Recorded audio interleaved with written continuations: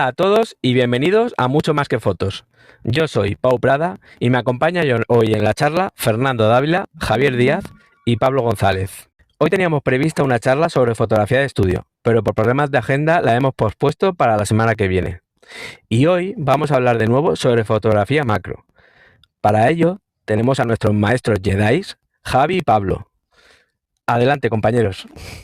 Buenas tardes. Se te escucha un poco entrecortado, Pau, pero bueno, no pasa nada. Problemas del directo, como siempre.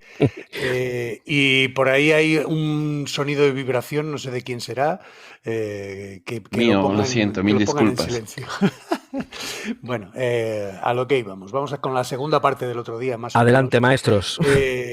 Y nada, empezaremos pues por donde nos habíamos quedado, más o menos. Que era pues un poco por saber a qué nos enfrentamos cuando salimos de casa a hacer fotografía macro. A ver, se puede ir al tuntún, de acuerdo, se puede ir al tuntún, no hay ningún problema, pero es mejor saber a qué nos vamos a enfrentar. Entonces, en cada época del año y en cada mes del año y en cada periodo que nos toque, vamos a podernos enfrentar a una serie de insectos, de bichos y a una serie de flores, de orquídeas, etcétera, etcétera. Y es conveniente saberlo antes. Más que nada, pues porque si sabes un poco más o menos las costumbres de los bichos que te vas a encontrar cuando procrean, perdón, cuando ponen huevos, cuando son orugas, cuando son mariposas, pues sabes a lo que te vas a enfrentar más o menos. Pablo. Sí, efectivamente, hay que saber un poquito a lo que te enfrentas y tener ciertos conocimientos de lo que vas a sacar, ¿no? Es importante saber en cada época del año lo que te puedes encontrar.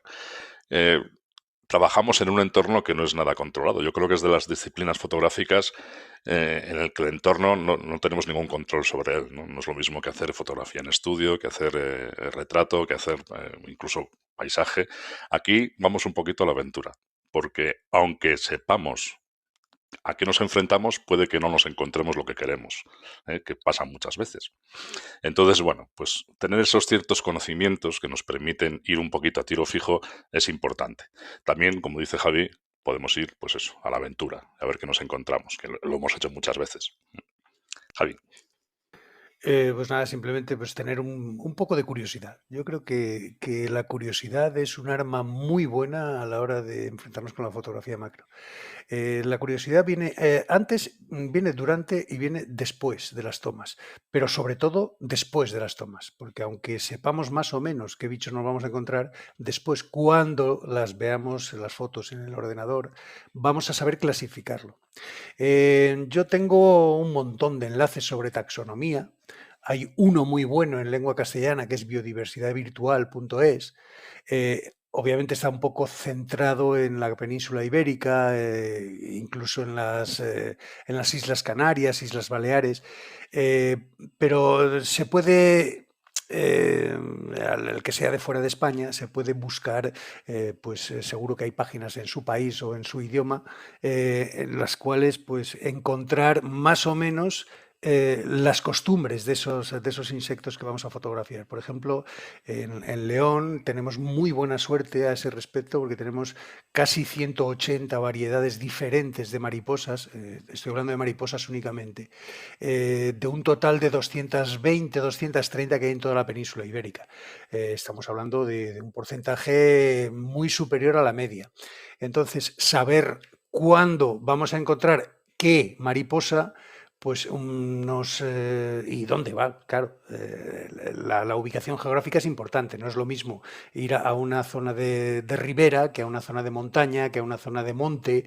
En cada uno de los hábitats vamos a encontrar diferentes tipos de insectos, de flores, de orquídeas, de temporada, etcétera, etcétera. Entonces, si ya sabes más o menos qué te vas a encontrar, pues no te pillas de sorpresa, pero bueno, siempre está bien porque luego cuando te encuentras, como decimos nosotros, cromo nuevo, pues siempre te hace bastante ilusión, sobre todo en el tema de escarabajos y algún lepidóptero, menos, pero sobre todo en el tema de, ya te digo, de escarabajos, de neurópteros. Constantemente nos estamos encontrando cromos nuevos y eso hace siempre mucha ilusión, Pablo. Sí, efectivamente, el cromo nuevo es un aliciente, ¿no? Esperemos a ver si este año encontramos, vamos, no sé si vamos a llenar el álbum este año, pero sí, es importante, pues yo creo que una cosa lleva a la otra. Cuando empecé a hacer macro no tenía ni puñetera idea del nombre de ninguna mariposa, ¿no? Con el tiempo, pues casi sin querer vas adquiriendo esos conocimientos y luego, claro, eso te permite seleccionar luego las zonas a las que vas a ir en cada época del año. Y lo que dice Javi, hay páginas web de taxonomía que te ayudan muchísimo a la hora de... Y luego están las reglas mnemotécnicas cachondas que tenemos en el grupo de macro que salimos. Por ejemplo, hay una que es muy común aquí en León, que no se da en el resto de Europa, que es la melanargia lachesis. Bueno, pues nos ha dado por llamarla me da alergia a la leche. Melanargia lachesis, me da alergia a la leche. Ese tipo de tonterías te ayudan a la hora de memorizar las especies. Sí, porque a mí particularmente de un año para otro se me olvidan. Entonces, es técnicas que tenemos a mí me ayudan a recordarlas, ¿no? Tenemos la Manuela jurtina, que yo le llamo la Manuela justina, tenemos la Anzucaris cardamines, yo le llamo la Autocaris carlines. Son chorradas, sí, son chorradas, pero que es verdad que con eso se te quedan luego mucho mejor los nombres y de un año para otro recuerdas los nombres, luego lo que no recuerdas es cómo es la mariposa, ¿no? Es que al final el principio de temporada es un poco caótico, por lo menos para mí, entre que tienes que seguir entrenando el ojo para enfocar en manual, entre los nombres, tal, bueno, el principio de temporada es... Tenemos de calentar en agosto. Fernando. Sí, Fernando quería comentar alguna cosa. Sí, más que nada quería hacerles una pregunta a Pablo y a Javier. En su región, en León, ¿ustedes siguen tomando las fotos de las mariposas especialmente y las siguen clasificando? ¿Existe alguna mariposa que sea el santo grial de la región, la que siempre esperan y hasta ahora no la pueden capturar? Javi, Pablo. Yo tengo una que solo se da en una zona del Bierzo, que es la cuatro colas, Charases haxius, que todavía no he conseguido fotografiarla. Entonces, esa la tenemos pendiente, tanto Pablo como yo. Sí, pero esa es, claro, hay que ir a buscarla. Nos queda el tema como a 150 kilómetros. Entonces, eso es ir y además ir a la aventura porque a lo mejor ni la encuentras, ¿no? Pero bueno, en el riesgo está la aventura. Claro. Luego hay mariposas que todos los años son pues totémicas, por decirlo así, ¿no? En cada época del año. Ahora en abril la Cerinthia rumina, en julio pues la Parnasius apollo, que es el papón diurno, es la mariposa más grande que tenemos en la península. O sea, siempre hay especies de referencia. Y luego pues todas, ¿no? Porque en realidad no le hacemos nada, asco a nada, ni a mariposas ni a otro tipo de insectos y arácnidos. Eso, otra de las cosas que hay que tener en cuenta dentro de lo que es la taxonomía. Tampoco vamos a ser especialistas taxónomos ni especialistas entomólogos, pero sí hay que distinguir entre las 7 clases de insectos y los arácnidos. Los arácnidos tienen 8 patas y los insectos tienen 6 patas y 2 pares de alas. Los 2 pares de alas muchas veces se quedan en un solo par, por ejemplo en las moscas, por eso se llaman dípteros, porque el otro par se ha convertido en una especie de aparatos que les sirven pues, para balancear, una especie de balancines. Pero vamos, todos los insectos tienen 6 patas y 2 pares de alas, en mayor o menor medida atrofiadas o sin atrofiar, pero todos son así. Y todos los arácnidos tienen 8 patas. Pablo. Y carecen de alas. Menos mal, ¿verdad, Fernando? Porque creo que ayer dejaste claro que no te gustaban mucho los... Para nada, tengo ese problema, tengo ese enorme problema. Me fascina la fotografía de la naturaleza, me fascinan los viajes, pero tengo la gran limitante de que viviendo tan cerca de la Amazonía, me da un poquito de recelo viajar allá porque les tengo mucho respeto a las arañas, básicamente. Yo estoy en tu equipo, Fernando. Bueno, totalmente. Aquí en la península ibérica no tenemos arañas de gran tamaño, ¿no? Ni realmente de preocupación médica, por decirlo así, aunque todas te pueden picar y pueden tener veneno. La única que puede presentar algún tipo de problema es La viuda negra. no, no, hay otra que es la de violín, la de rincón, Sí, también. que la puedes tener en clase, ¿no? Pero bueno, no hay mayor preocupación. No. A mí me preocupa más, por ejemplo, un tábano que la picadura de una araña. Pau. Sí, una pregunta, ya que estamos en la parte técnica, bueno, aunque no en ese sea exactamente, pero me surge. ¿Necesitas un equipo fotográfico muy grande, potente y caro para salir a fotografiar macro? Para nada, pero para nada. O sea, yo empecé a hacer fotos con el 18-55 del Quitero y una lente de aproximación. Te quiero decir que el caso es meterte en ese mundo. Lo más difícil de todo es enfocar. Y enfocar hay que hacerlo bajo mi experiencia y probablemente la de Pablo también, hay que hacerlo de forma manual. O sea, hay que olvidarse del enfoque automático porque el enfoque automático te enfoca donde quiere la cámara y el enfoque manual enfocas donde tú quieres. Dale, Fernando. Una pregunta para Pablo y Javier. Viendo cómo se han ido desarrollando el mundo de la fotografía hacia los teléfonos móviles y que ahora la fotografía está tomando mucha fuerza con los móviles, ¿se puede hacer la fotografía de aproximación que ustedes hacen con un móvil? A ver, hoy en día las cámaras traen hasta 4 o 5 lentes y una de ellas, por ejemplo, en mi teléfono viene una lente dedicada a macro. Bueno, a ver, es como todo. No es exactamente hacer con un equipo dedicado. Te vas, Pablo. Me voy. ¿Se me oye ahora bien? Ahora. Te vas y vuelves. Vale. Decía que los teléfonos hoy en día traen lentes dedicadas para macro, ¿no? Traen 4 o 5 lentes, una de ellas dedicada para macro, pero no es exactamente el mismo tipo de fotografía que se puede conseguir con una cámara, ¿no?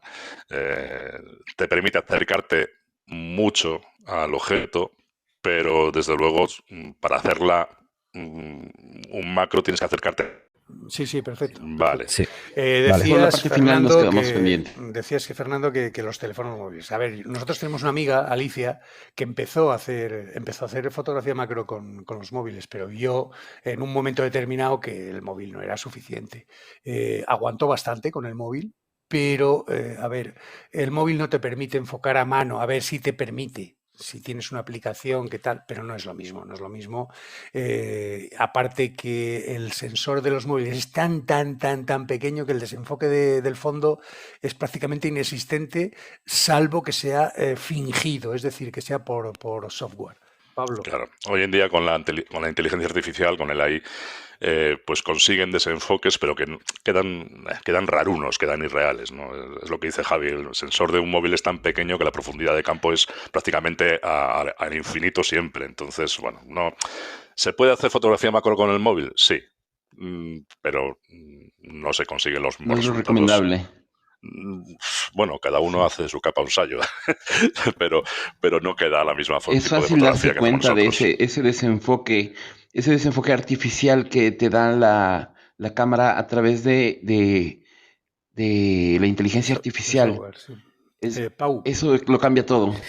Sí, comentando el tema del el teléfono móvil de vuestra compañera, ¿no? Y también volviendo a lo anterior que os he preguntado, ¿podríais comentar qué equipo tenéis para que la gente se haga una idea más o menos de por dónde van los Que tiros? empiece Pablo, que es el equipo un poco más modesto. Dale.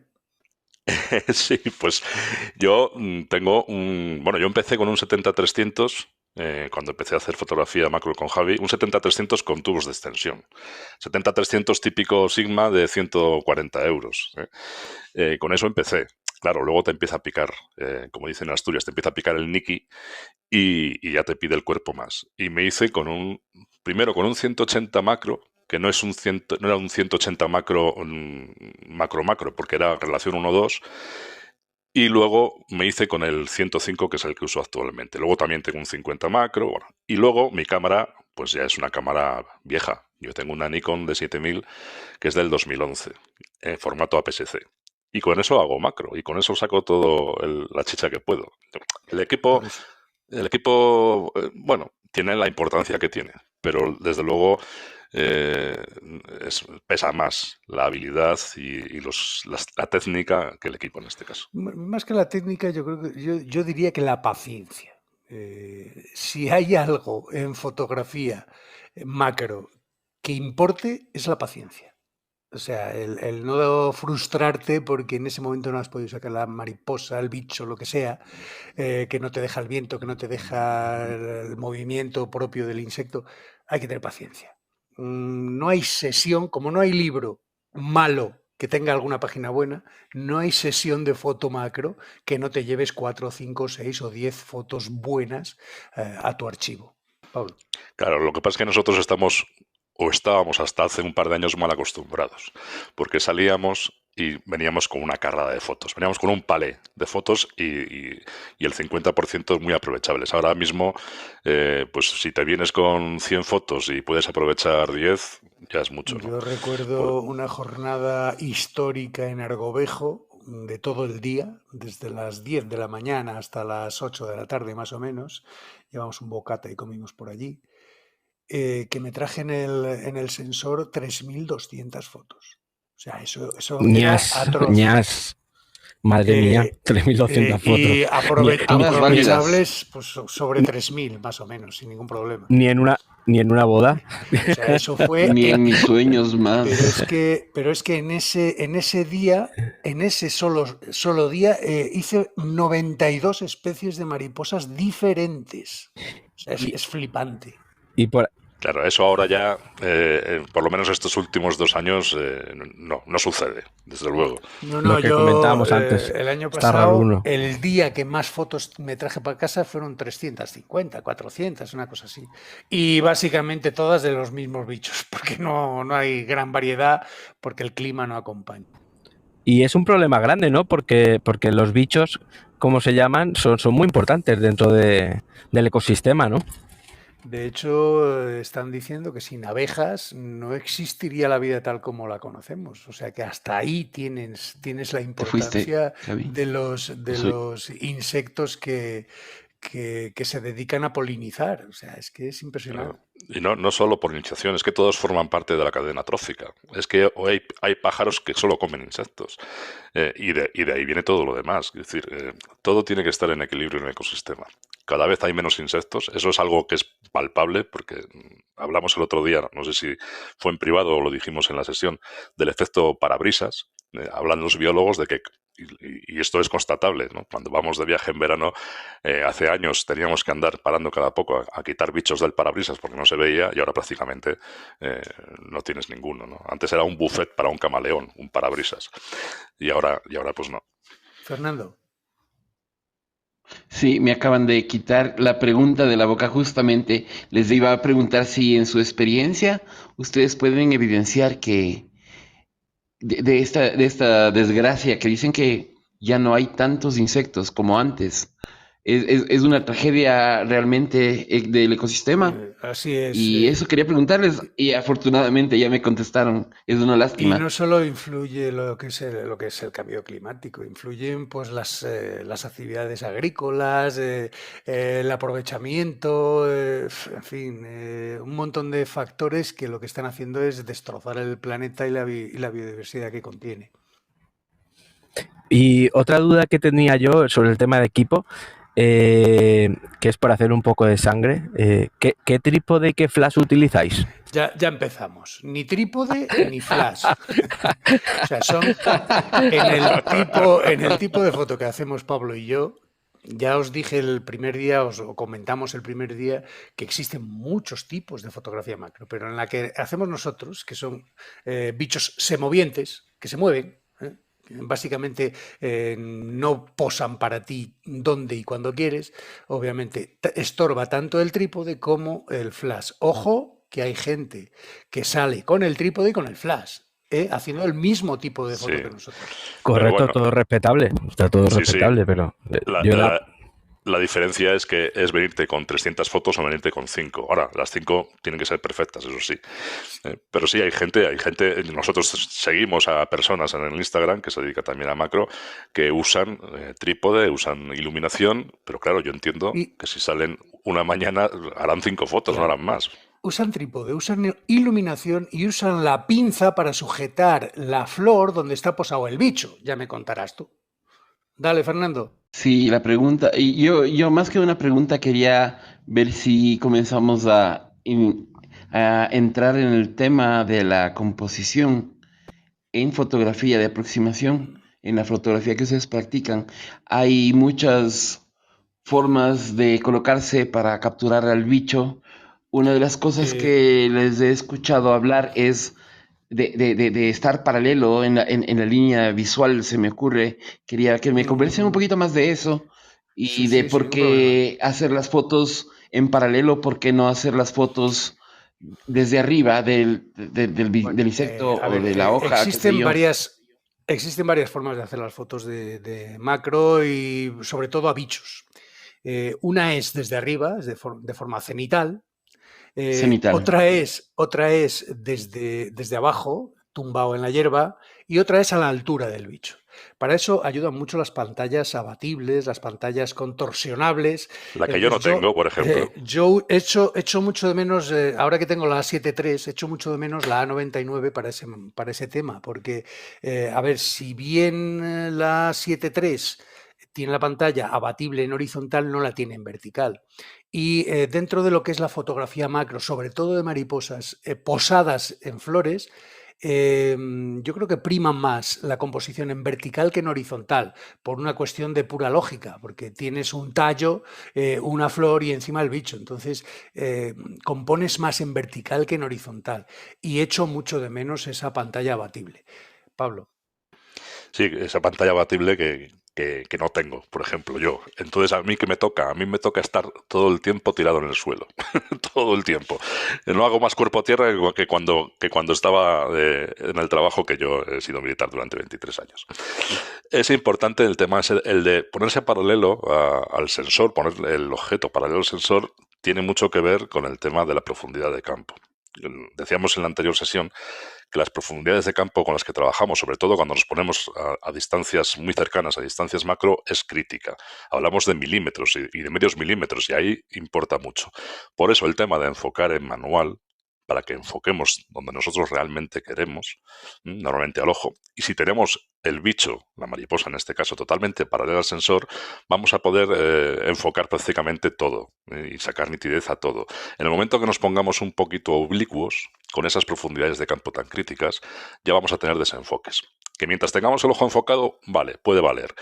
Pero bueno, siempre es mejor pues darle la mayor nitidez al objeto, ¿no? Una pregunta, Fer, Pablo, yo no recuerdo si tu cámara, la D7000 lo tiene, pero sé que la de Javi sí. El focus picking. Cuando usan el enfoque manual, ¿ustedes usan focus picking? Yo no. Yo no tengo focus picking. Yo tengo ojo. yo no sé vivir sin focus picking. Claro, yo tengo ojos picking. Porque además, al no tener pantalla abatible, no puedo usar la pantalla para enfocar. Tengo que usar el óptico, porque además yo no tengo visor Entiendo, electrónico, es visor claro, por óptico. supuesto. Y por eso hablaba al principio de lo del entrenamiento del ojo, ¿no? Cada temporada. Porque aunque yo estoy ya acostumbrado a enfocar en manual, y de hecho prácticamente enfoco en manual con todo, ya no solo con el macro, sino es que en paisaje ya enfoco en manual porque hacemos también mucho focus stacking. Entonces, bueno, vas guiándote un poco por la ventanita de distancia del enfoque del objetivo, ¿no? Pero yo en particular no tengo focus picking, algo que pienso solucionar tanto eso como lo de la pantalla abatible con la siguiente cámara que compre. Ahí te espero yo. Sí, hombre, Suerte. a ver, oye, Pau tenía una pregunta. sí, Pau se fue. Bueno, se nos ha ido continuamos con el tema de la composición que había iniciado Fernando. Y yo creo que cuando ya llevas un cierto tiempo haciendo fotografía macro, ya te preocupa bastante menos el tema de cuántas fotos te vas a llevar.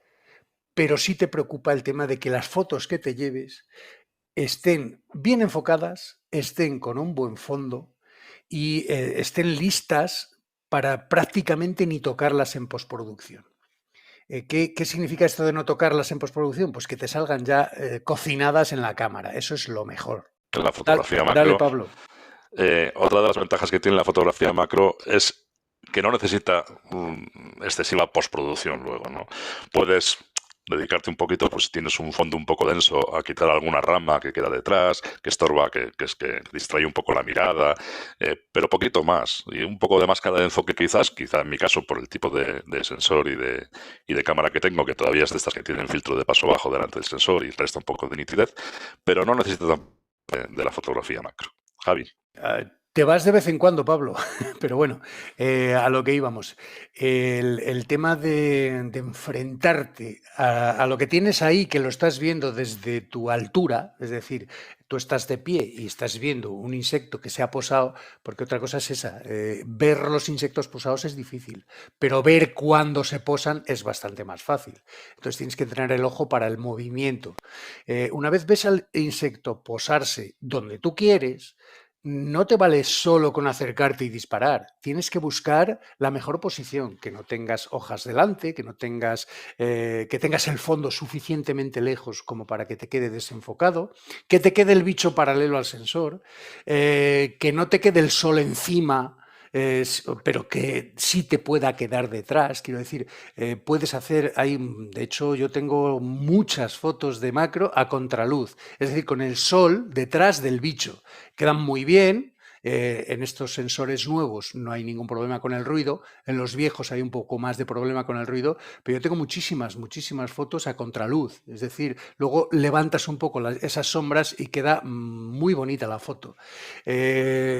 También hay que evitar pues, las luces muy duras. Es decir, aunque comentamos el otro día que puedes hacer fotografía macro a las 3 de la tarde, si puedes mejor hazlo a las 8 de la tarde o a las 10 de la mañana. Eso claro. Pasa con todas las disciplinas. Hay una de las normas que hay, por ejemplo, en mariposas, es no cruzarles la propia sombra por encima, pero esa propia sombra también puede ser un aliado en función de qué objeto estés sacando, ¿no? Tener el sol a la espalda pues va a provocar que tu propia sombra se proyecte hacia adelante y eso pues no es bueno. No es bueno para las mariposas, pero por ejemplo, para sacar un escarabajo que tiene unos brillos más metálicos, puedes jugar, o una orquídea, puedes jugar con esa sombra. No, todo tiene su intríngulis y esto realmente lo que lo da es la experiencia. Fer. Sí, mi pregunta, para no salirnos del tema de la composición. Regla de los tercios diagonales, regla de la mirada, ¿se usan también en fotografía de aproximación? La regla de la mirada, sobre todo. La regla de los tercios, pues, a ver, se puede usar, no se puede usar. Tampoco hay que ser estrictamente estrictos, valga la redundancia. Pero sí, por ejemplo, la regla de la mirada es muy utilizada. Es decir, dejar más espacio para donde tiene el ojo el bicho que para donde tiene la cola. Es un poco una cuestión de lógica, yo creo. Sí, yo creo que es la que más se usa. Porque luego, bueno, la de los tercios, si tienes una mariposa posada en una flor y quieres dejar el tallo en el tercio y que coincida el ojo de la mariposa justo en el centro para que sea el ojo dominante. Bueno, pues todas estas cosas. Luego en postproducción, si no lo has conseguido en la toma, puedes recortar un poquito, tal, pero tampoco es algo que nos obsesione. Yo creo que lo que buscamos es ese ambiente, esa composición natural de fondo, de buen posadero en la mariposa.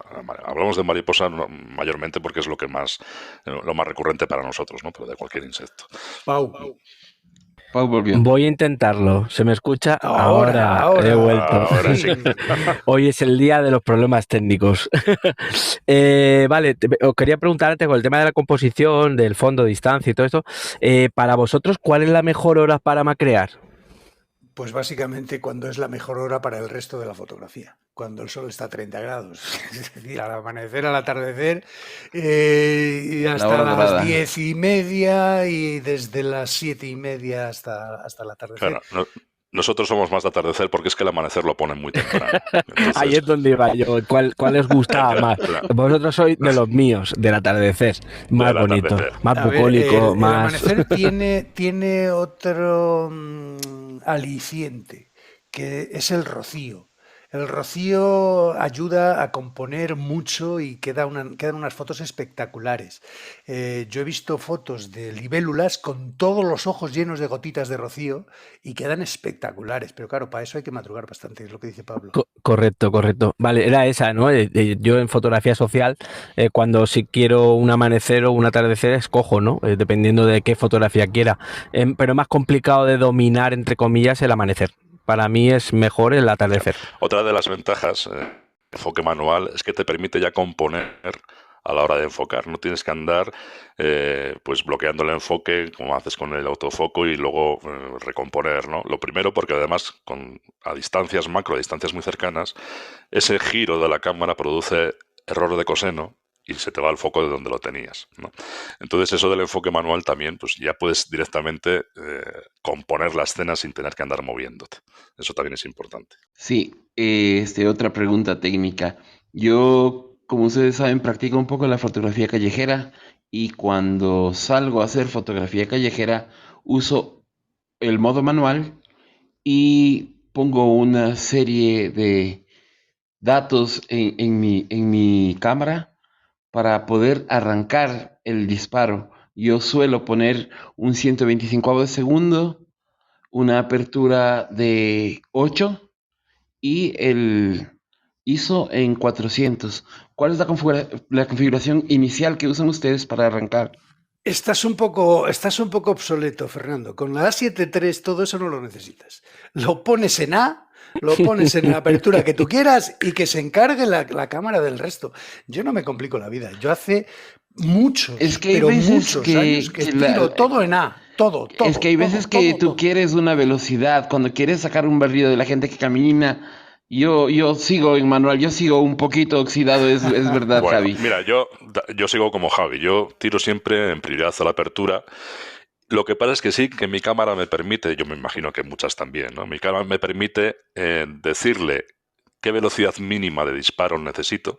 Yo con el 105, como no tiene estabilizador, tengo que disparar mínimo a uno, bueno, la regla famosa que había antes, ¿no?, de la inversa de la focal, tendría que disparar mínimo a 1 partido por 125, pero son sensores ya muy densos, estos digitales. Yo ya voy a 1.320. Ya le digo que mi cámara no dispare por debajo de eso. Y luego, en prioridad a la apertura. Siempre tengo la apertura en 5,6 y de ahí me muevo para arriba y para abajo, ¿no? Porque es el punto dulce de mi objetivo. Correcto. Correcto, gracias, Paul. Lo bueno que tienen los sensores nuevos y las cámaras nuevas es que te despreocupas por completo del ISO. Eso es miel sobre hojuelas. O sea, yo he tenido siempre problemas con la A300, con la A700, con el ruido. Con la A77 he tenido problemas con el ruido y no podía pasar de ISO 800 nunca. Ahora tengo macros tiradas a ISO 16000 sin ningún problema. Y bueno, yo creo que ya pasamos a la siguiente parte, ¿no?, de vestimenta, Correcto, dale, anécdotas, Pablo. picaduras, etcétera. Nosotros, como decía, yo en mi caso, además, por el tema de que no tengo pantalla abatible, estoy todo el día rodando por el suelo, todo el día, ¿no? Entonces ahí es importante llevar pues, vestimenta que te permita eso, sin mayores percances. Un pantalón de trabajo, un pantalón de estos de montaña y muy importante, y esto, pues Javi también es usuario, rodilleras. Lo de las rodilleras es un invento genial porque te permite plantar la rodilla encima de un cardo, encima de una piedra, encima de una, vamos a hablarlo mal, una mierda y trabajas con seguridad, ¿no? Eso no quita que percances tengas, ¿no? Yo creo que hemos salido muchos días, hemos llegado a casa con alguna herida, alguna picadura, pero y alguna garrapata. Y alguna garrapata Algún también, bicho sí. de compañía. Ya te digo. Sí. No, pero la rodillera... ¿Ha sufrido alguna picadura alguna vez? Sí, más de una vez. Lo que decía Pablo de las rodilleras, son rodilleras de estas de solador, de los que ponen suelos de grés y los que instalan alfombras. Y de cemento por ahí. Efectivamente, ese tipo de rodilleras que son como de goma espuma duras, eso es el mejor invento que hay para un macrero. Terminas con la rodilla sudada, pero da igual, es que estás protegido todo el día. Bueno, yo este año me he hecho con un pantalón de trabajo que lleva unos bolsillos en las rodillas, que se le introduce las rodilleras ya dentro. Y eso es el mejor invento que he encontrado yo este año, porque no vas, a ver, la rodillera típica que te la pones con un velcro, pues al final siempre te aprieta un poco, te suda la rodilla. Y esta no, esta vas así como muy, muy ligero, son además rodilleras de superficie muy, muy grande y bueno, son súper cómodas. Entonces es lo mejor que he encontrado yo en los últimos años para este tema. Y luego sí, unas botas ¿Podrían son contarnos las fundamentales. anécdotas de las Sí, picaduras? unas botas unas botas son fundamentales. Y unas botas de estas de montaña, normales, tampoco hay de 8.000 euros, pero es importante que no se le peguen los yerbajos y ni se le metan, porque al final terminas dedicando media hora al final de la jornada a quitar pajitas y rollos de mierdas. Bueno, y para cabezas privilegiadas como la de Javi y como la mía, una gorra o un sombrero o algo, Si no, ¿qué algo pasaría? que nos proteja. Hombre, porque somos de superficie llana, entonces el sol, Una pista el de sol hace aterrizaje estragos. para mariposas. Ni más ni Efectivamente. menos. En cuanto a lo de las picaduras, pues sí, en alguna ocasión, sin ir más lejos, creo que Pablo el otro día se encontró en la ducha con una garrapata, pero bueno, él lo tiene más fácil porque tiene perro, entonces lo saca a pasear y no sabemos si fue a la salida macro o a la salida de perro. Pues yo creo que no fue la salida macro, yo creo que me la pegó aquí mi compañero de piso. Porque lo curioso es que a él no se le pican. No le pican porque está con su collar, su pipeta, su tal. Está protegido. El que no estoy protegido soy yo. Y alguna vez pues me enganchan, sí. Ya, Pero bueno, mira, sí, ya nos sé qué hemos... regalarte para tu cumpleaños, un collar antiparasitario de eso. eh, y Qué bueno. una bola para la boca y un látigo. Entonces ya... Ha derivado el tema, ha derivado el tema. Una dudilla, bueno, Fuertes declaraciones. una duda o consulta sobre el tema de curiosidades. El otro día en el chat nuestro que tenemos interno surgió el tema de la mariposa esta, que era oscura por fuera y muy colorida por dentro. ¿Se dan mucho estos casos? Constantemente. Eso es lo que se llama intimidación. A ver, las mariposas, los ocelos que tienen, que normalmente suelen ser de colores llamativos, igual que pasa con las orugas, indican a los posibles depredadores que su sabor es asqueroso. Entonces, se curan en salud. ¿Qué ocurre? Cuando están tomando el sol están indefensas. Entonces, ¿qué pasa? Abren las alas, enseñan los ojos amenazantes y el posible depredador se va con la música a otra parte. O se va a picar a esos ocelos y no se va a partes vitales de la mariposa. De hecho, cuando va pasando la temporada y vas encontrando ejemplares, mariposas que ya están muy voladas, cuando decimos muy voladas es que llevan ya mucho tiempo volando por el mundo, pues te encuentras que la mitad de ellas no sabes ya ni cómo vuelan, porque tienen las alas desfarrapadas, ¿no? Pues por el efecto del viento, por golpes y muchas veces por picaduras de pájaros. Y el hecho de que con las alas cerradas sean negras es con el fin de confundir a los posibles depredadores, es decir, se confunden más con el ambiente. Ahí Camuflaje, la ¿no? ropa militar, por ejemplo. Una defensa natural. Y lo que hablábamos el otro día, que lo comentó Pablo también así en sotoboche, es el tema del mimetismo batesiano. Le dejo a Pablo que se explique.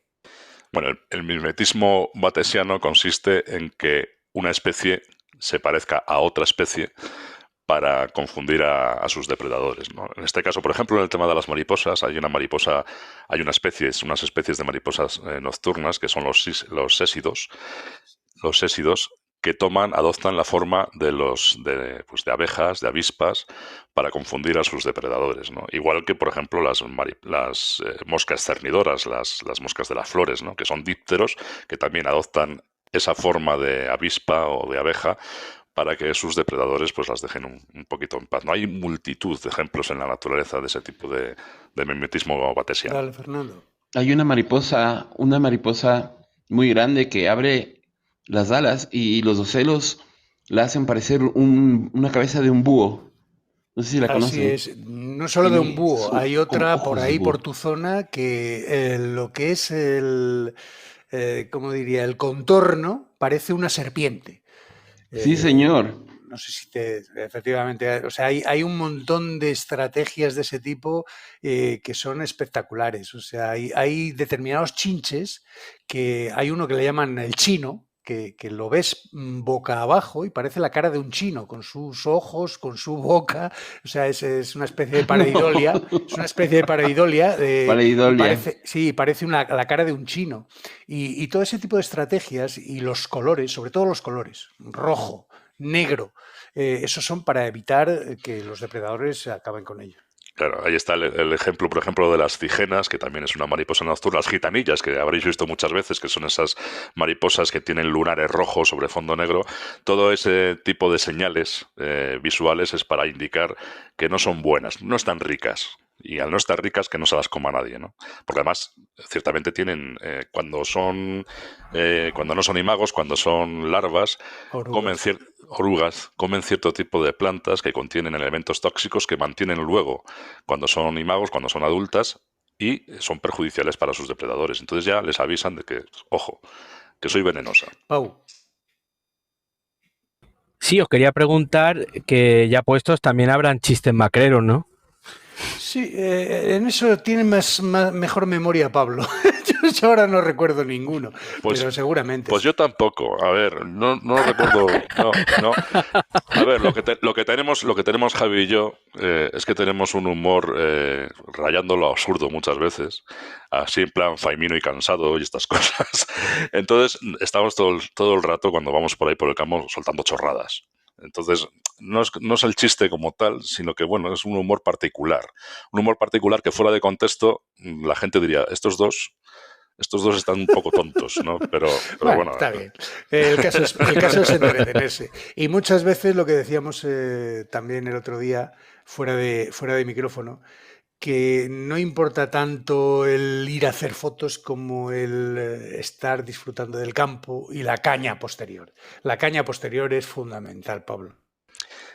Sí, a ver, el compartir jornada de fotografía, pues por ejemplo en el caso de Javi y mío, ¿no? Pues ha creado pues un vínculo de amistad que al principio cuando yo empecé a salir con él no existía porque nos conocíamos de nada. Pero es verdad que crea vínculos y luego eso, fundamental, la caña del final, comentarlo, y a lo mejor te has venido con 10 fotos, pero nos da igual, si es que al final ya no es lo que decía el otro día, ¿no? Es el medio que justifica el fin, que es pasar un buen rato con la afición, con lo que te gusta hacer y disfrutar de la buena compañía y con eso es vamos, pagado de sobra. 7:15. Vamos cerrando, Pau. Correcto. Bueno, Fernando creo que quería comentar una última cosa, ¿puede ser?